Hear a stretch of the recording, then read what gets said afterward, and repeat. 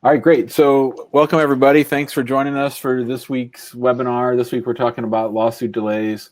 Probably spend a significant amount of time talking about embassy delays. And we have a special guest. So it's not just me and Mackenzie, but this week we have a guest and his spouse. They just went through this process. Let me go ahead and introduce them. On the right there, that's John Osborne. That's his wife, Jamila, and that's his daughter, Ruby. And they just went Hello. through, oh, they're all saying hi. Hi, everybody. We're glad you guys are on with us. Thanks for joining us. Sure. So we're going to talk a little bit about your experience, and I know that it was a interesting experience and certainly a frustrating process. So why don't you start by telling us how you two initially met, and then what you started doing immigration wise?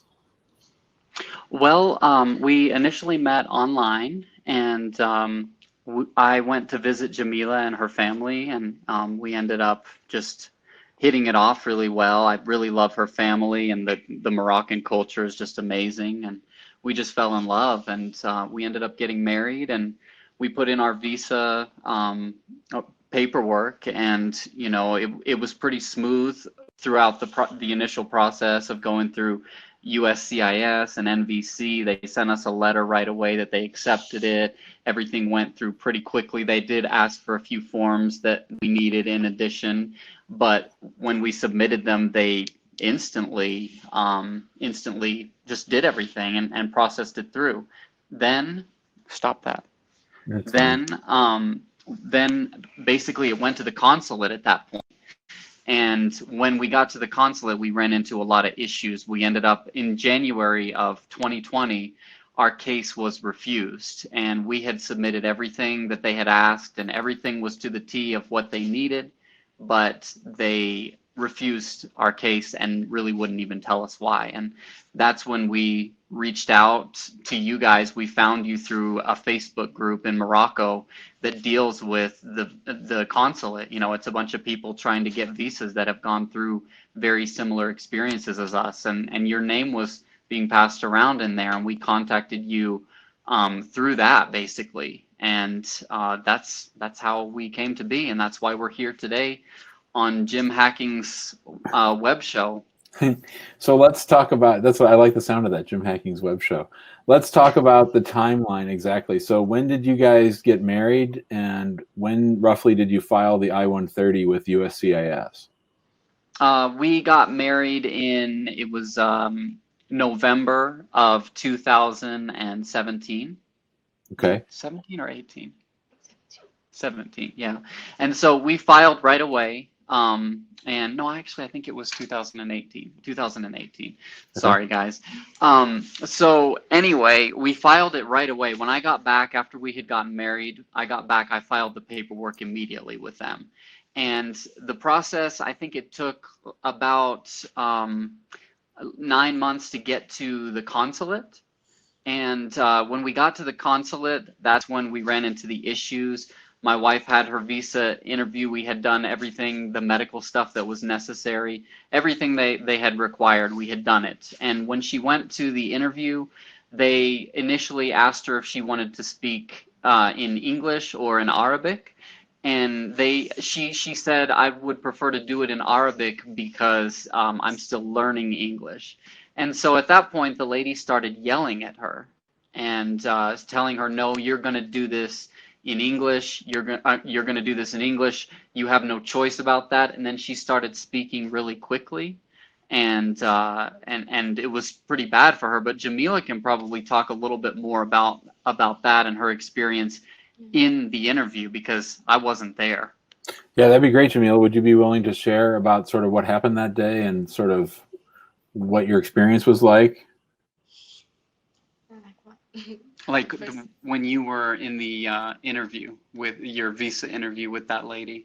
Yeah, she asked me if Speak a little louder. she asked me if she asked me about what the language you want to the interview, and I said I want to talk Arabic because I'm still learning English, and she said okay, wait 3 minutes. Then she called me. You're doing great. She's doing great. You're doing great, Jamila. I'm sure. Awesome. Yeah.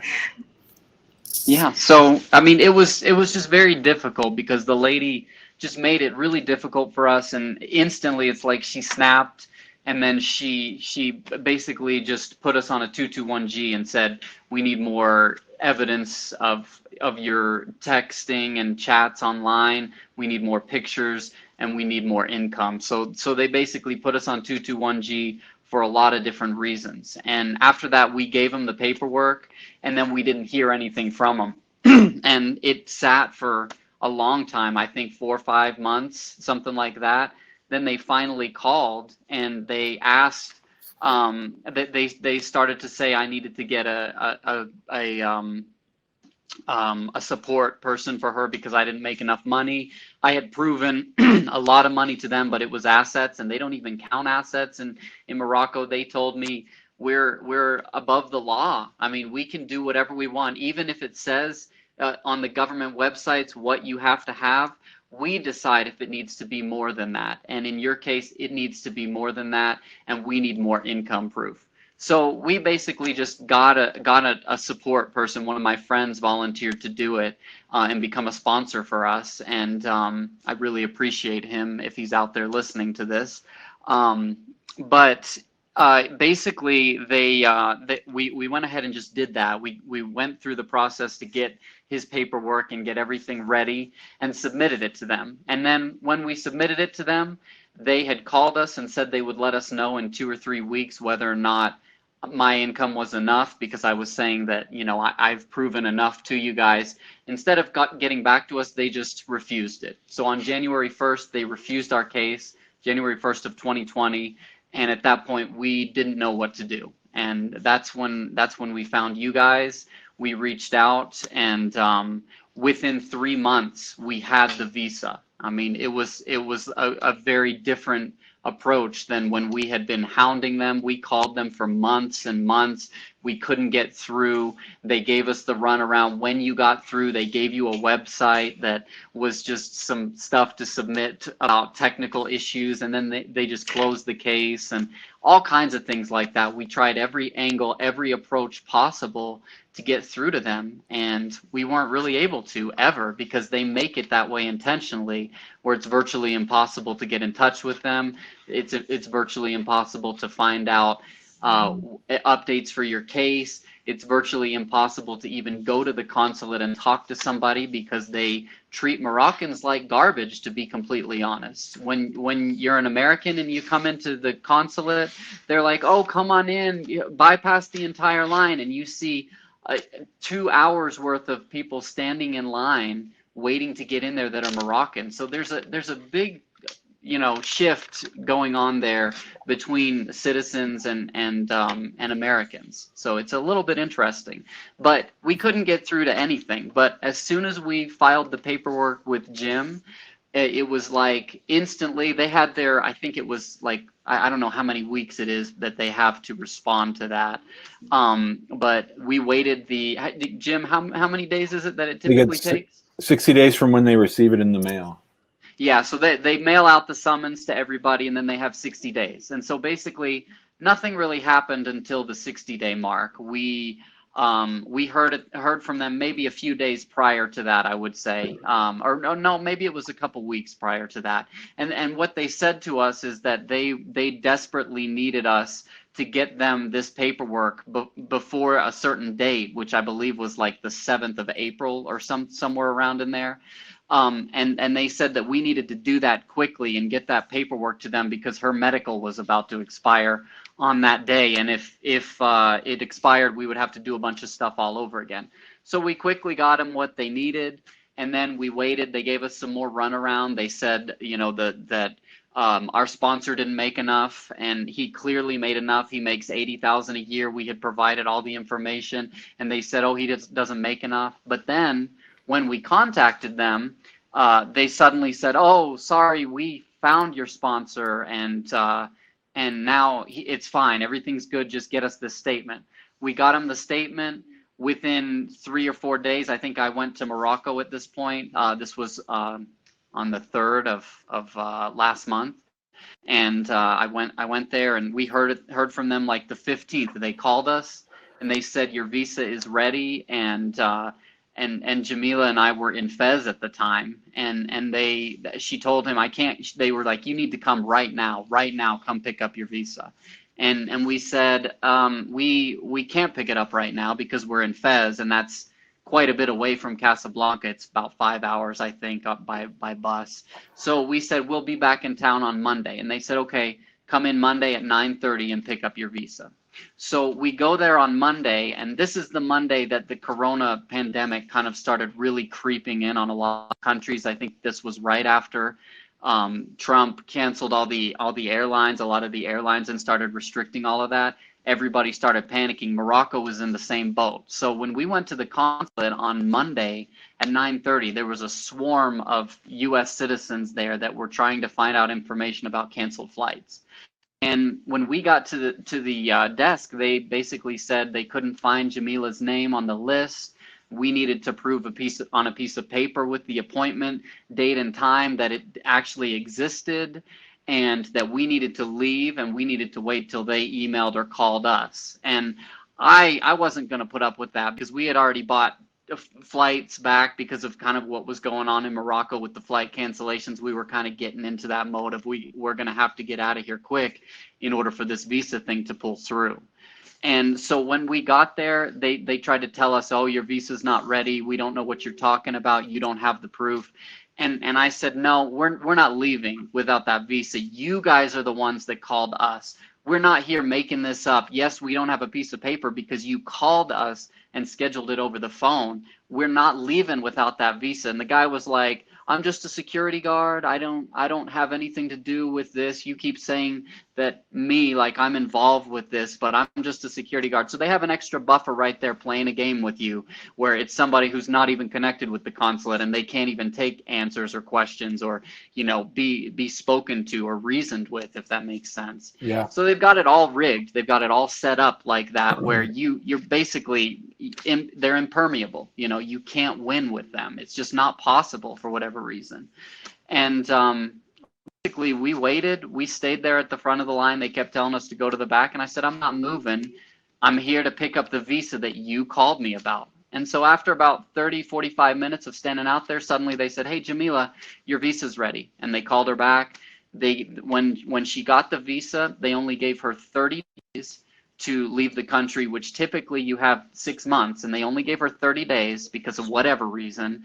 But they said all the international flights in and out of Morocco have been canceled, and you only have until April 11th to leave the country. Good luck getting home. And they gave her visa, and then she left. And basically, we had to overcome that because it was a big deal that they were locking down the flights at that time, and we didn't know if we were going to be able to get out between then and April if we didn't act quickly. And so we had to act quickly. We ended up going to the airport, and we waited 16 hours in the airport just to get a ticket because my ticket had been canceled. We bought tickets to New York. They were like almost $2,000, and they were canceled really without notice. We went to the airport, and they had been canceled, and Royal Air Maroc, the airline, had put chains on their doors, and they had cleared out their building. It looked like there was absolutely nothing inside of it. It was just like some cables where the computers used to be and some dust, and they were gone. So we were clueless at that point, and there were thousands of people trying to leave. And we were thinking about giving up because we just didn't think that it would work, but we stuck it out. We ended up waiting for 16 hours in line to get a ticket. Air Paris created an emergency flight for a lot of people that didn't have a ticket or had canceled flights and got us out of there. We slept in the Paris airport for 16 hours on the floor. There were hundreds of people around that were sick and just laying there on the floor. It was pretty crazy. It was much different than the next morning when they let us through the customs and we went upstairs, and it was just a normal airport. It was like an isolation chamber on the bottom floor. But we made it through all of that. We got home. When we got to America and went through the customs portion of it, the global entry, I think it's called, We were expecting to have to deal with a bunch of BS like we did with the US consulate in Morocco. We had all these things printed up of like, you can't say this, you can't deny it on this claim because of XYZ. Like we were ready and prepared to try to fight them off in the event they tried to give us any crap because of what we went through with the consulate in Morocco. But when we got there, it was literally 3 minutes. They gave her everything. They said, congratulations, you're all set. You're going to receive your information in the mail. You're good to go. Welcome to America. And we were just like, are you serious? How did that, how was it so easy compared to what we experienced with the consulate? So you literally got the last flight out of Morocco. Well, they did keep creating flights, but there were thousands of Americans stranded in Morocco. I think there were about 4,500 of them actually. Wow. And they expatriated like 3,200 of them, but I think there's still a couple thousand of them still there, living in Morocco, not able to work. They're on lockdown. They can't leave their house without masks or they get big fines. So it's everything's shut down. I mean, it's similar to America, but it's getting a little more intense because they don't want it to spread, And so luckily no symptoms of the virus now for either of you? No, we've been good. We've been self quarantining for the past I don't know when we got home. I think it was around the 18th. So we were recovering from jet lag for several days, and Sure.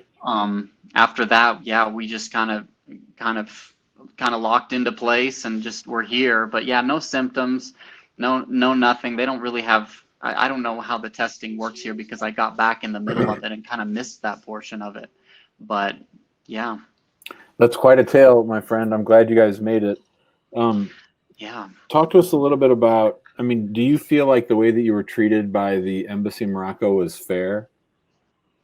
No way. It wasn't fair at all. We feel like, they targeted us on a lot of grounds. And, it almost felt like they targeted Jamila because she's Muslim, because it's something to do with America. They don't want Muslim people there and they want to slow it down. They want to prevent anything they can. And I almost feel like the people that are running it have, are specifically there to target these people because that's what the US is paying them to do.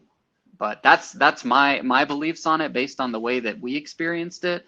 It was, yeah, it felt pretty terrible. It felt very, very much despairing. Like there was no way to win, and they had control over our entire emotional relationship, really, because the ability for us to be together or not in terms of living in America together. They get to take that away. Like they really mess with you intentionally, and they kind of enjoy it, I feel like. I think they do too. And I mean, and based on your experience in the Facebook groups, you're not the only person who gets treated like this. No, there are hundreds and hundreds of people. If you go onto the US consulate in Morocco and read the Google reviews, it's all about what they do to people. I mean, you can get all the tales you want from reading that. And it's just a terrible place. I don't know what their reasoning is, why they do it that way, but they intentionally do this to thousands of people. If you could talk to the people that are in charge, or that if you were in charge of cleaning house over at that embassy, what would you say to those people? I would say shame on you for treating people that way. And to be completely honest, the US government is hiring Moroccans to do these businesses. It's not really Americans working there. It's a lot of Moroccan people. And my theory behind that is they pay these people a very minimal amount, but more than they would normally make in Morocco, which is absolutely nothing to the US government. So they've got these people there in Morocco doing their bidding, creating all this animosity towards the hatred of Muslim people and intentionally slowing things down and targeting those people. They found these Moroccan people that are willing to do that for a little bit more than they would normally make, but for them it's a lot of money. So it's pretty manipulative and controlling of the government to do that to people and to allow that to go on. But they would never admit to it. This is just a crazy person talking, is what they would say. Did you ever get a sense, and I think I know the answer to this question, but did you ever get a sense as to why they picked your case to delay? Well, to be honest, I was shocked that they picked our case because we thought we had done everything to the T. We thought it was 100% complete. We had gone by the guidelines given to us on the US government websites for the applications as far as income and as far as assets, and we had proven it specifically how they required. We had done everything to the T and expected no issues whatsoever. And received no issues until it got to the US consulate when Jamila had her interview. And I think you used a word, I think your word was impenetrable, but if not, it certainly sets the tone for things. I mean, they've really set up mechanisms. You mentioned the security guard and the website. There's absolutely no connection with the request that you make for your case to be processed and the people who actually have your file. Exactly. I mean, that they basically do whatever they can to play games with you and to make you feel like this is the end and you need to give up. That's their goal. It's a chess game for them. Each one of these cases, I wouldn't be surprised if they get a commission for denials, you know, and overcoming obstacles to prevent people to do it. Wouldn't surprise me one bit, because that's what it feels like. It feels like, you know, those salespeople that breathe down your throat to try to get you to do something. That's what it feels like, but on the other end of them doing whatever they can to make sure to stop your case, delay it, or make you give up and cause, you know, marital issues where you're getting stressed, you're feeling like your relationship is falling apart because you can't get your visa in order. I mean, this is what they want. They want you to think this way. They want you to be negative. They want you to feel despair. They want you to give up. And that's the trick with this, is to not let them. And this is something I wish I had known. So I hope there's some people out there listening to this that can really take this advice. But that is to don't get emotionally involved. When they delay your case, like if you start on the case, you're going to have no issues through NVC and USCIS. Don't pay an attorney to do that, you know? It's something simple. It's just basically do the paperwork, submit what they need, and wait. Then from there, when it goes to the consulate, you are going to have issues with them. So if you're one of the 99.99% that go in there, you're going to fail. But there's always margin for error. You might get lucky and it might pass through, because there are stories like that too. But for the majority, it's going to be a mind game. And the trick is to not feed into it. Don't allow them to get to you. Don't and tell your spouse this too. Make sure that they understand that you don't want to emotionally buy into this game, because that's how they win. That's how they get you to give up. The trick with them is just to, when your case gets delayed and 1 year goes by, just contact and sue them through it. And within months, you're gonna have results, and that's just the way it goes. We thought it wouldn't work out. We were like, we're gonna pay Jim Hacking all this money. We don't know what's gonna happen. It's probably gonna get denied because of all the BS we've been through, you know. And it's amazing how January 1st it was denied, it was refused, whatever they call it, and then in March they're calling us, come pick up your visa now. So that's a pretty quick turnaround, to be completely honest. Yeah, I appreciate that, and I think that's a good point. I mean, you went from the emotional lows to the emotional highs. I mean, what was it like when you found out that Jamila's case had been refused? Well, I mean, I remember that it was about 2, 3 in the morning. I got a phone call, and I just woke up and I had like 10 missed calls, and it was Jamila contacting me, telling me that she just had her interview and that they had refused her. And there was a lot of confusion around that, because she felt like it was a refusal, and I kept saying, oh, there's got to be more to it, there's got to be a reason. And they had given us some information about what we needed to give, but it was kind of very, you know, it just makes you want to give up, because you've waited so long just to have a visa interview. It was like a year and a half, maybe just a little under that, and we had been waiting and waiting, and then they pull that on you, and it's like you have to wait more, and they tell you administrative processing can take up to 6 months, or I don't even know how long it is, but it's pretty long. They have a lot of time to explore their background and whatever they need to do with your 221G refusal, which guess what, 99.9% of you that go through this are going to get that. And it's just, that's the trick, is just knowing you're going to get it and say, oh, okay, this is the part in my case where I get the 221G refusal. No big deal. Jim will take care of it when the time is needed, which that is the time, basically, as long as I think it's 1 year has gone by from your original date that you file. Is that right, Jim?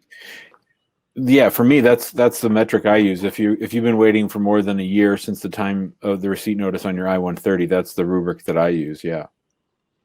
Yeah, so basically, just waiting that 1 year, which you're gonna be past the 1 year, especially if it's Morocco, you're gonna be past that 1 year because they love to take their time once it gets to the consulate.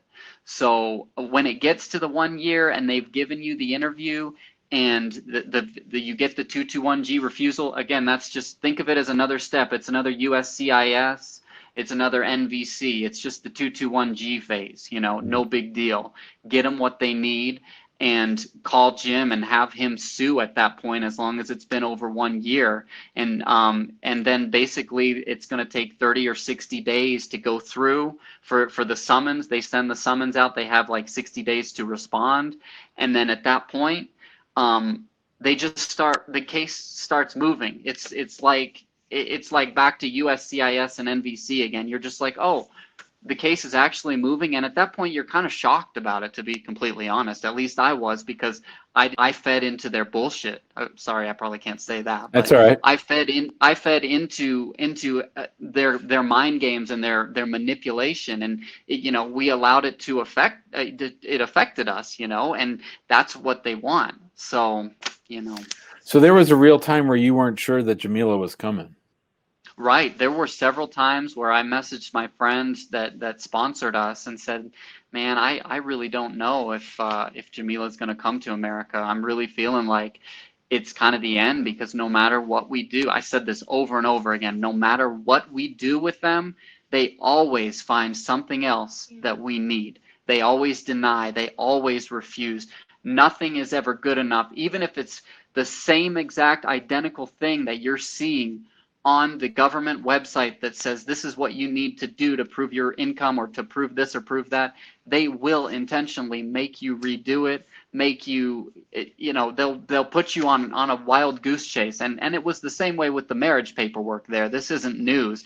Here's news flash for you. I don't know if you know this or not, but Moroccan citizens, it takes them almost a year and a half just to get the paperwork done to get married.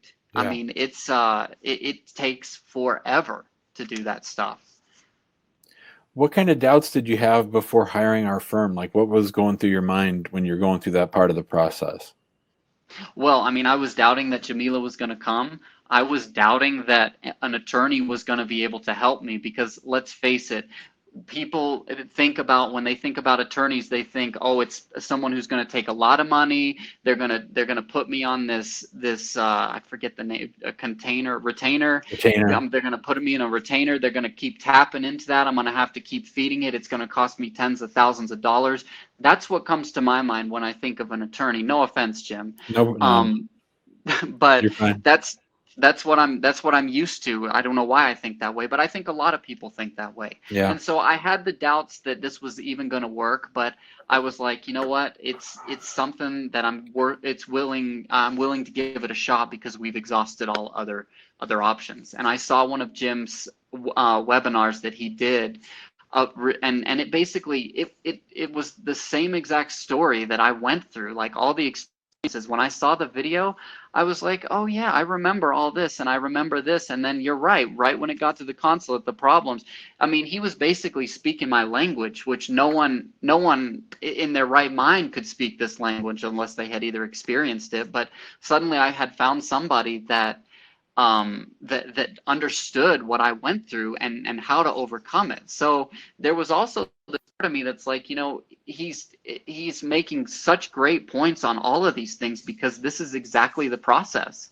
And so when I hired Jim to take on this case and to sue them, it really changed everything. I mean, it went from all these doubts to suddenly the case started moving, and suddenly there was hope, and suddenly they were saying that we needed to get this stuff in quickly because the visa deadline is going to expire, and they were pushing us on. So we suddenly got excited, and it's like it gave us hope, It really shows you how arbitrary they act and how, they just do whatever they want. They're like a bully. They do whatever they want until we come and punch them in the mouth. And that's the part that I like about it. I mean, that Jennifer Rasamamignana, who I've sued now 70 times. I mean, I would love, I mean, I've never really been involved in politics, right? But what I would love to do? I would love to get involved in a presidential campaign just so that when it's all said and done, I could say, please let me be the ambassador to Morocco for 1 year. And during that year, I would just clear house. I would fire all those people because it's a cancerous, black, dark place that's just, like you said, they have all these people who are scared to lose their jobs because they're making 10 cents more than they would otherwise. And they're doing the service of their masters. It's bad. Yeah, it is, and they don't paint that picture on the government website when you're filling out your initial paperwork. They make it seem like it's gonna be like, filing for a college, or putting an application in for a college and doing all of the financial stuff and all of that. It felt like it was gonna be another one of those types of process or a home loan type of thing, simple but a lot of paperwork. But then it turned into this whole racial warfare or something. I don't even know what to describe it, but it's unlike anything I've ever felt before, and it's not right at all. I mean, it puts you in such a place where you feel you can never win. I mean, they really manipulate you into thinking that they play these mind games intentionally, and they love it. Have you given any thought, and we'll wrap up and let you go in just a minute, John. Have you given any thought to why this particular embassy is so bad? And I'm looking in the chat, and other people are correctly pointing out that other embassies do this too. But in all honesty, everybody who's listening, I have sued many embassies. But if you add up all the other embassies combined, I have not sued any. I bet if you take all the ones I've sued, it's half as much as I've sued Morocco. We probably should, Mackenzie, we should probably count that up. But I know that we've sued Morocco 70 times. And I know that embassy visa delays, we've probably done 150. So there's no other country that's even half as bad as Morocco. So why do you, I think partly it's that stupid TV show, that 90 Day Fiance, I think has caused a lot of this problem. But I also think it's the people that are running the office. I mean, every immigration office in the country here in the United States takes on the tenor or the rhythm of the person that's running it. So I think there's something high up that these people are not acting on a whim just because this is all purposeful, and this is all on purpose. So have you come up with any reasons as to why you think it's this embassy so bad, John? Oh, 100%. I mean, I have no doubt that it's Jennifer Razumi Manana, I think is her name. She's the leader of, I'm not sure what her actual title is. She's the consul general. Yep, she's the consul general. Mm-hmm. Consul general. Yep, and she's behind all of this. I feel, because to be completely honest, she is from America originally, and I think she spent many years in American Senate somewhere. I don't know if Jim knows more about that, more about her history, probably. I should, yeah.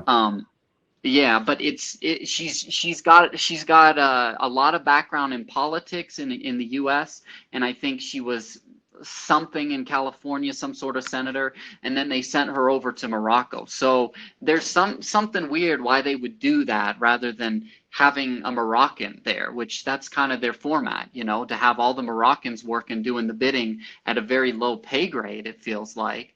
And then suddenly you've got somebody from America running the show. All right. Well, one thing I want to give John one more shout out to. I mean, number one, let me just say that I don't know that I would have had the intestinal fortitude to stand at the front of that line and refuse to go to the back of the line when you're trying to get that visa for Jamila, because we did our part, but you did your part too. If you hadn't done your part, you'd still be over there. You'd still be one of those 1,000 or 1,500 people that are stuck. Her visa would have expired. We would have been back fighting with them. I mean, you knew that you needed to grab that visa. So one, I want to honor you for that and for your commitment to not giving up. The other thing I want to point out, I don't know if everyone can see on John's video, but in the window shade looks like straight out of Morocco, and John put in a bunch of tiles. Is that your bathroom back there? Yeah, I can show you guys. The bathroom's not finished yet, but it's on its way. I mean, it's gorgeous. And Yeah. it's to me, it's a testament to, number one, the love that somebody feels to make his wife feel at home when she gets there. And number two, the fact that you used your time away from each other well. Like, you weren't just sitting around watching Netflix waiting for Jamila to come. You were making your house ready for the person that you love. So I give you mad props for all of that, John Osborne. I'm really honored to have been your attorney. I thank you very much for coming on the show. If you want to close us out with one last comment, then we'll let you go. Yeah, well, thank you guys. We really appreciate doing this. We wanted to share this with everybody so that people can just have hope in this process. Remember, don't feed into their games. It's just another step when you get to the 221G. Don't worry about it. Everything's going to be fine. Just don't give up hope. That's the most important thing. And, Jamila and I, we really appreciate everything. And we stayed so dedicated because of our love. It did the opposite of what they wanted. They wanted to drive us apart. It brought us closer together. We stuck through everything. We learned so much patience, and it was an incredible journey. And I don't wish it on anybody, but it does strengthen your relationship. So that just think positively, think in ways like that, and everything will be just fine. That's great, John. Tell Jamila and your daughter goodbye. We'll see you next time. Thanks for your help, buddy. Thanks for coming on the show. All right. Thank you, guys. Have a good day. Take Great care. job. Yep. Thank you. All right. Well, that was something else. I mean, we have not we've not had a client on the. Oh, is he back? John, are you back? Oh, he's back. John? He's muted though, I think. I think you're muted, John. Hey, sorry. Yeah, turn your microphone I didn't on. realize that was private. I was closing it out and realized you were there. So I'll let you guys get back to it. All right, we'll be done in about 20 minutes, my man. All right. Sounds Thanks, good. John. Okay, see you, bud. We haven't had Have a good night. Yeah, we haven't had a client on before to talk about their experience, and he's obviously very articulate, very passionate. I think he's a little pissed about the way he was treated, and I think that sort of came through. So, good job setting that up, Mackenzie. I think that's going to resonate with a lot of people. I know that I think we have more than one client in the chat right there, and I know one of them just filed her lawsuit today, I think. So, hopefully everything turns out as well as it did for John and Jamila. I mean, they always say that you should say actual results may vary, and so obviously not every case is going to turn out well. But for the most part, with lawsuits, they generally do turn out well. I do think there's a bit of bullying, especially when people don't have an attorney, that goes on. So I think that trying to level that playing field, and the great thing about John's message, I think, besides seeing his beautiful wife there next to him with his daughter, is that he talked about hope, and I think that's really important. Yeah. Yeah. So hopefully, Yeah. Go ahead. I was just gonna say, like, you can definitely tell when he talks, like, he went through it and he was upset about it, and obviously, like, you've helped him a lot with the lawsuit and everything, and yeah, it's crazy how people get treated in those consulates. Yeah, and anytime you have a power imbalance, you're gonna set yourself up for abuse like that, I think. And I'm thinking that that maybe we could have some fun with them, because the Freedom of Information Act applies to the embassies, and I wonder if we couldn't request their manuals on how they treat people and how they some of that would probably be redacted, but Yeah. and I have a friend, Matthew Hoppick, a really good immigration lawyer in Kansas City. He's a real troublemaker. He even has a website that he feeds all of his stuff to called Muckraker. And he's really, really good at doing Freedom of Information Act requests for the immigration courts. But maybe we could do that with the embassy and really try to have some fun. And it might help us with our lawsuits too. So that we can figure out, I think when I go back and listen to John's comments again, it's going to occur to me sort of, here's a point where we could ask, what's your policy here? What's your policy here? What's your policy here? Mm-hmm. And then, I mean, I can definitely see me trying to get involved in this year's election or the next election and trying to pressure who's ever the nominee, who's ever running as a Democrat, to really commit to trying to end this, because this is political and it's abusive. So, all right, well, let's see. You got any questions for me? I know that we have had some people in the chat. Yeah, so it looks like we only really have one question. Okay. But lots of comments. People seem to really like John's story. Yeah. So, and this is a private message, so I won't say the name, but so they are an Indian national and they came here on a B1, B2 visa in 97. The visa got expired, but she was married in 2004, got a conditional green card in 2005. They were not living together, but she was staying with her mom and daughter. When they applied to remove the conditions, USCIS terminated the green card and filed deportation proceedings, charged for a fake marriage. They got divorced in 2009, and then the attorney got the case terminated by the immigration judge in 2011. Yep. And then in 2013, his attorney filed an I-751 solo, filed 2 or 3 times after deportation proceedings were terminated. But they all kept getting rejected, and they ordered him again to go to the immigration court. However, he was dating his girlfriend since 2010, got married with her in 2015. She's a U.S. citizen. The attorney withdrew the I-751 solo. Yep. And filed a new I-130 and I-485 for the second wife. He had an interview in 2017. He was asked very few questions about his current marriage, but tons of accusations about the previous marriage. That was in, now since filing in 2015, he has only gotten a work permit and no answers. I need to make some videos about this, because we've been seeing this more and more about, if you operate from the assumption that USCIS is looking for ways to deny cases, one of the new ways that they're doing that, and maybe it's an old way because this is from 2015, is to go back and look at the first marriage. So right now in our office, I think we're handling 3 or 4 cases that might either be in removal or could go to removal, or we're trying to beat back a notice of intent to revoke or notice of intent to deny on the second marriage case. So, Sonny, I think, oh, sorry, that was a private message. Anyway, in answer to your question, what I would want to do on a situation like this is to look over the timeline, and you actually give a pretty good timeline in your recitation of the facts. I think we'd want to do a timeline, figure out, how strong is their argument that you committed some kind of fraud in the first marriage, and then sue them.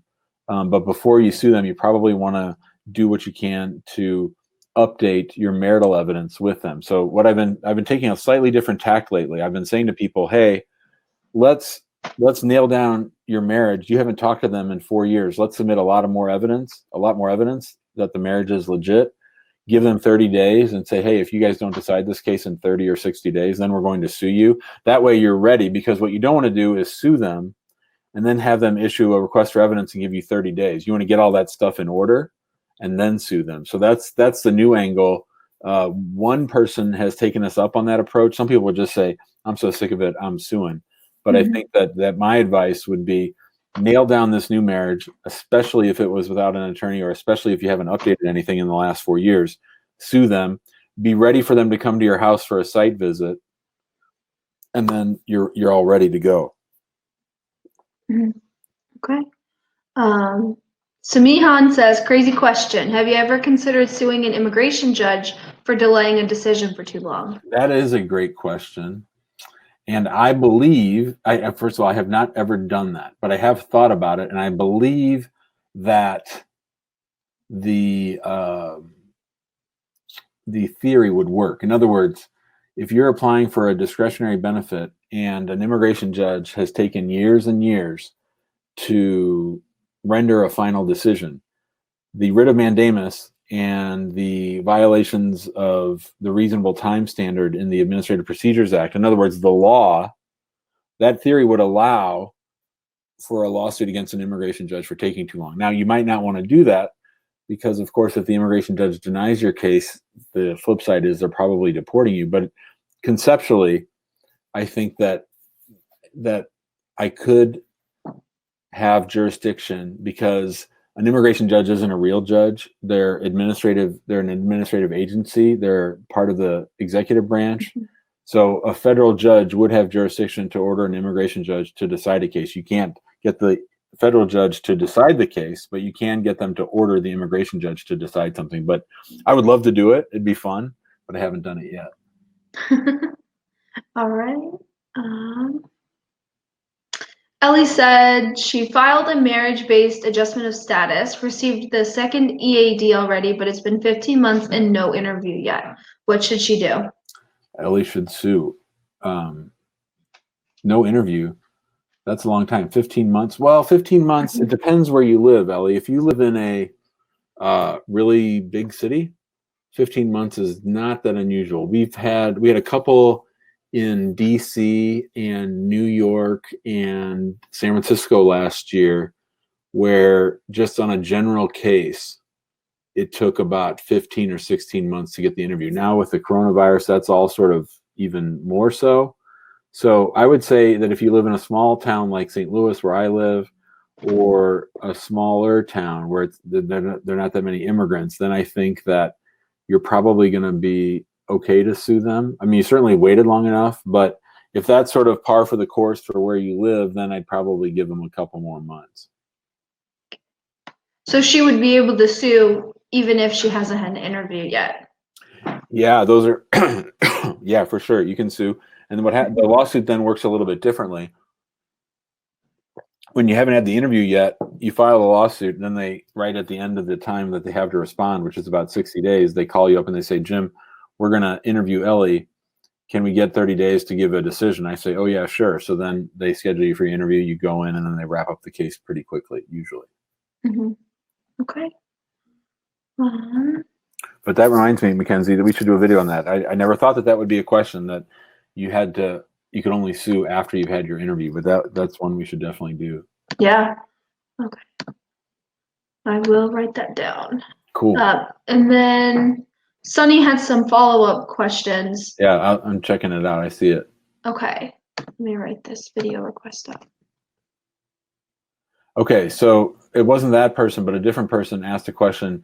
If and this is sort of outside the scope of today's show, but the Jim Hacking Immigration Show. I like the sound of that when John said that. If somebody has been arrested, but their records have been expunged by the state court, or their conviction never went anywhere, if they're asked on an immigration form, have you ever been arrested? Do they have to say yes, or can they say no? And Mackenzie, I know you know the answer. The answer is no. You have to list it. You have to list it, even if it's been expunged. The federal government and the Immigration Service don't care if you got it expunged. For purposes of answering the question, you have to admit honestly that you've been arrested. That would also be true for job applications too. So just because you get it expunged doesn't mean that it didn't happen. So you still have to list it. All right. Well, I think we're out of questions. I think we had a really good show today. I'm excited about it. I think it's going to resonate with a lot of people. I think we should definitely want to transcribe this one and get it out there. I think people who are going through it, this is going to resonate with them, and they're going to understand. They're going to say, hey, that was me. So I'm really glad we did that. That was very nice of John and Jamila to share their story with everybody. And we'll be back next week. So next week's Ask Me Anything, right? Yes. All right. Thanks, everybody. Thanks for joining us. As always, if you have questions, shoot us an email, info@hackinglawpractice.com.